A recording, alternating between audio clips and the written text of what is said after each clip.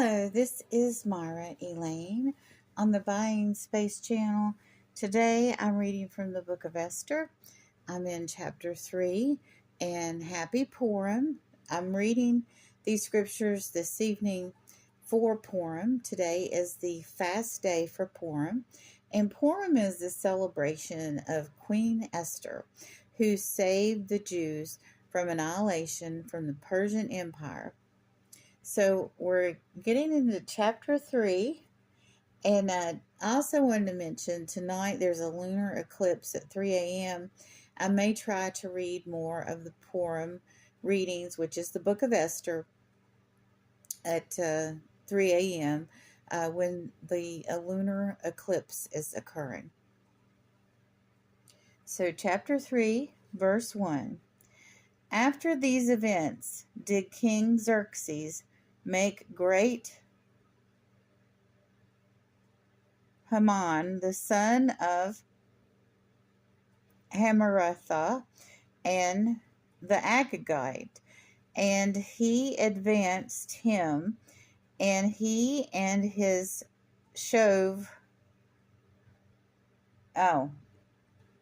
seat above that of all the princes that were with him. So Hanan became his primary advisor.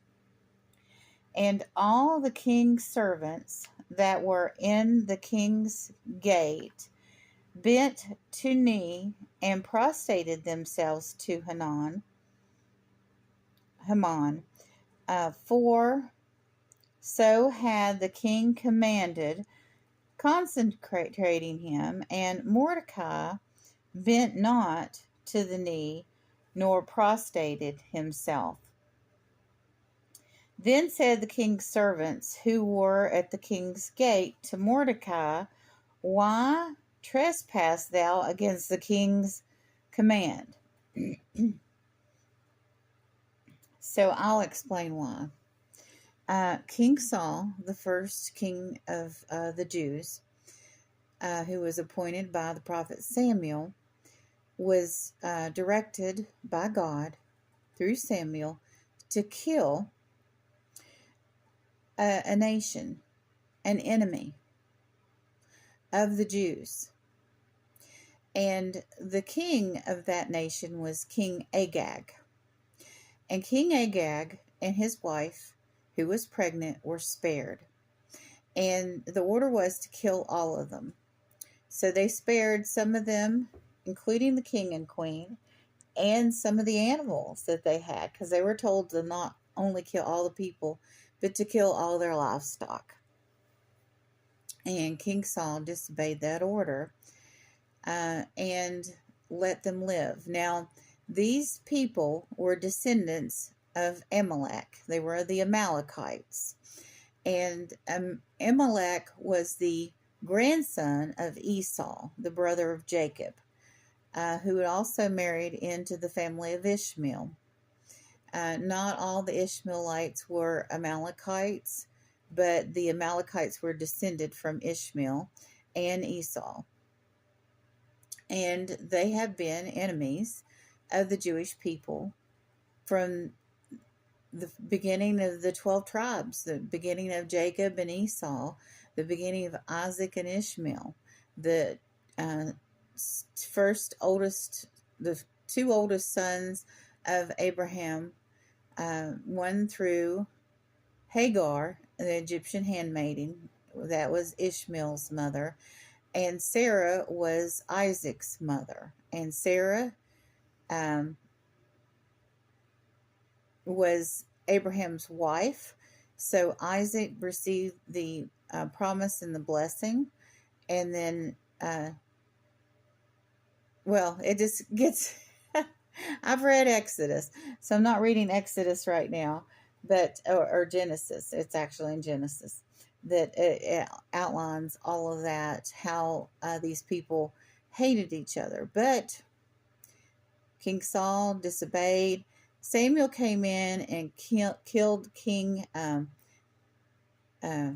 Agar, and but the pregnant wife got away, and some of the other royal family may have gotten away. And so, oh, I forgot to do this.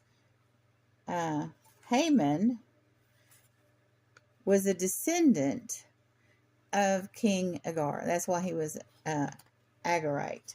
So every time I say Haman, I'm supposed to flip this because the Jewish people do this to cover up his name.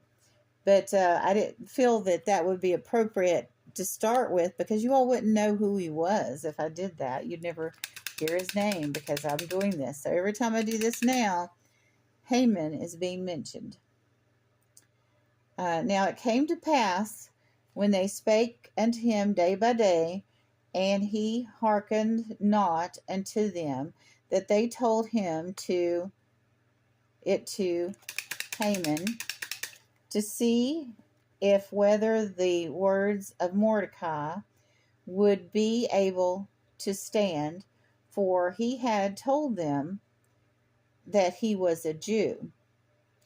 So Haman knew that the Jews had annihilated almost all of his people in the past with King Saul, almost. And they had to rebuild. And when Haman saw that Mordecai bent not the knee, nor prostrated himself to him, Haman became full of fury. And it appeared to contemptible in his eyes to lay his hand on Mordecai alone, for they had told him of the people of Mordecai. Therefore Haman sought to destroy all the Jews that were throughout the kingdom of Xerxes, the people of Mordecai. So he wanted not to kill just Mordecai, but all of the Jews. So it's just like Torah, who attacked that man and said, you killed my father, prepared to die. He repeated that to him over and over in that movie, The Princess Bride. Remember that revenge movie? In the first month, that is the month Nisan, in the 12th year of the king Xerxes, someone cast the pur. Now this is where we get the word Purim. So they're casting the pur. That is the lot before Haman from the day to day and from month to month. In the 12th month, which is the month of Adar. Then said Haman unto the king Xerxes, there is one people scattered and dispersed among the nations in all the provinces of your kingdom. Remember, King Xerxes had 127 provinces that went from India all the way down to Ethiopia, Nubia, and North Africa, including the Sinai Peninsula. And it's really the lament. All of the lament he had a kingdom over. And their laws were different from those of every people, while they do not execute the laws of the king, and it is no profit for the king to tolerate them. If it be pleasing to the king, let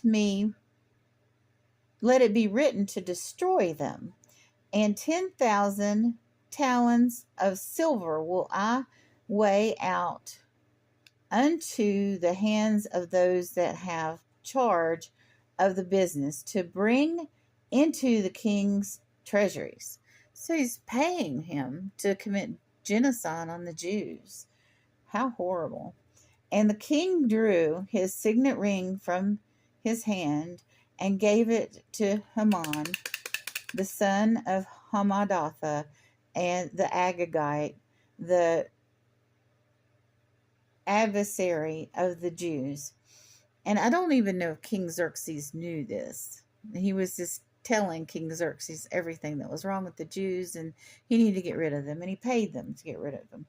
And the king said to Haman, the silver is given to thee. The people also do within as it seemeth good in thy eyes. Starting again at verse 12, and then were called the king's scribes in the first month and the 13th day thereon, and there was writing according to all that Haman had commanded unto the king's lieutenants, and to the governors that were over every province, and to the princes of every people, to every province according to its writing, and to every people according to its language. The name of the king Xerxes was written, and it was sealed with the king's signet ring. So you might remember from chapter 1 when the queen was banished, Verdi, that he was not able to rescind that order the next day after he sobered up and came to his senses. It was already done, and it could not be undone. And the letters were sent by runners unto all the king's provinces to destroy and kill and to exterminate all the Jews from young to old, little ones and women, on the day of the 13th day of the 12th month, which was the month of Adar, and to plunder their property as spoil. So people were going to be rewarded for killing the Jews as well. The king was rewarded, and the people got to keep their property and everything they owned. A copy of the writing to be given out as law in every province was published unto all nations, that they might be ready against that day. The runners went out with speed with the king's decree, and the law was given out in Shushan, the capital, and the king and Haman sat down to drink, and the city of Shushan was perplexed. Perplexed indeed. And this event was to happen like 10 months after this decree went out. It was kind of like, I don't know if you're familiar with the Knights Templar. The Pope turned on the Knights Templar after a while because they become so influential and wealthy, and sent out a decree that all of them were to be captured, tortured, etc. And it was on Friday the 13th in the 10th century. I forget the exact year. But so throughout history, kings have decided to exterminate other people or groups of people because of their influence. Just like Jesus Christ was a threat to the Pharisees and Sadducees. He was a threat to their power and their control of the Jewish people, and that's why they hated him and wanted him dead. So this is something that happens again and again in history, and we can't be too naive to think that these sorts of things don't happen now. And it is unfortunate. You would think that we had learned to love each other from history and from the wisdom of the Bible, but we have not. We have a full lunar eclipse tonight on a blood moon during the feast, or not feast, I keep saying feast, fast of Esther, of Purim. And Jews all over the world are going to be reading this book and staying up all night and fasting. Well, not all of them will do all of that, but they would definitely be talking about Esther and reading Esther and about their future. And please pray for Israel. to survive. They are surrounded by enemies, and I'll talk more about that later in some of my other Bible readings. I'm going to continue to focus on Esther, but you can see here in Esther, even though God's name is not mentioned, you can see God's hand in bringing all these elements together to save the Jewish people. Oops, spoiler alert. Of course, we all know that today we have the nation of Israel and we have Jews. And they wouldn't exist if Esther had not done all the things that she did and had believed. And but anyway, I'll get into that more later. You all have a wonderful Purim, and tomorrow Purim on the Friday, which is March 14th, 2025, on our calendar is the actual Purim. Today, or the 13th, is the fast of Purim.